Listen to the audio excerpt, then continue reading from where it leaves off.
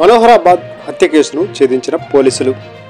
Toopran circle పరిధిలోని Manoharabad police station పరిధి కళ్ళకల్ గ్రామంలో 16వ తేదీ నవంబర్ రోజు శనివారం రాత్రి సమయంలో ప్రమోద్ కుమార్ పాస్వాన్ అనే వ్యక్తి హత్యకు సంబంధించి కేసును పోలీసులు ఛేదించారు. కళాకల్ గ్రామంలో శ్రీరామ్ పాండరి అనే వ్యక్తి ఒక గృహం నిర్మించే క్రమంలో ప్రమోద్ పాస్వాన్ గుత్తిదారుకు ఇవ్వడం జరిగింది. ప్రమోద్ పాస్వాన్, బిట్టు కుమార్ మరియు అతని భార్యను పనిలో పెట్టుకున్న క్రమంలో చనిపోయిన వ్యక్తి ప్రమోద్ పాస్వాన్ మరియు బిట్టు కుమార్ అతని భార్య పూజ ఉండటం, అదే ఇంటిలో ఉండడంతో కొన్ని రోజుల నుంచి ప్రమోద్ పాస్వాన్ అనే వ్యక్తి బిట్టు కుమార్ యొక్క భార్య అయినటువంటి పూజతో అసభ్యంగా ప్రవర్తించడం చేస్తున్నాడని, బిట్టు కుమార్ బీహార్కు సంబంధించిన వ్యక్తికి కోపం వచ్చి అక్కడ ఉన్న కట్టెతో కొట్టి చంపినాడు అని పోలీసులు దర్యాప్తులో తేలడంతో బిట్టు కుమార్ అనే వ్యక్తిని పట్టుకుని రిమాండ్కు తరలిస్తున్నట్లు తూఫ్రాన్ సిఐ రంగా మీడియా ప్రకటనలో తెలిపారు. ఈ కేసును ఛేదించిన మనోహరాబాద్ ఎస్ఐ సుభాష్ గౌడ్ మరియు ఐడి పార్టీ సిబ్బంది గోవర్ధన్, శ్రీనివాస్ రాథోడ్, కృష్ణ కానిస్టేబుల్ను అభినందించారు.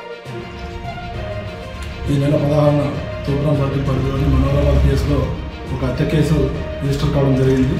ఇది మనోహరాబాద్ మండలంలోని కాళ్ళకల్ గ్రామంలో పండర్ అనే వ్యక్తి తన కొత్త ఇంటి నిర్మాణం కోసం పంజాబ్కు చెందిన ప్రమోద్ పాస్వాన్ అనే వ్యక్తికి తన ఇంటి నిర్మాణ బాధ్యతలను గుత్తేదారుగా అప్పగించడం జరిగింది.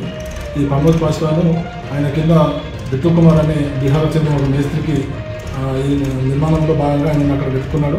అయితే వీళ్ళందరూ ఆ నిర్మాణంలో ఉన్నటువంటి ఇంటి ఒక గదిలో ఒకటే రూమ్లో పడుకోవడం వల్ల గత 2 నెలల నుంచి బిట్టు కుమార్ సంబంధించిన అతని భార్యతోని పిల్లలతో ఆయన అక్కడ నివాసం ఉంటున్నాడు. ఆయన లేని సమయంలో బిట్టు కుమార్ భార్యతోని ఈ ప్రమోద్ పాస్వాన్ అసభ్యంగా ప్రవర్తించడం వల్ల 2 సార్లు బిట్టు కుమార్ తన భార్యను ఎందుకు అట్లా చేస్తున్నామని చెప్పేసి మందలిస్తే అప్పుడు లేదు మళ్ళీ మీ భార్యతోనే పోనని చెప్పిండు.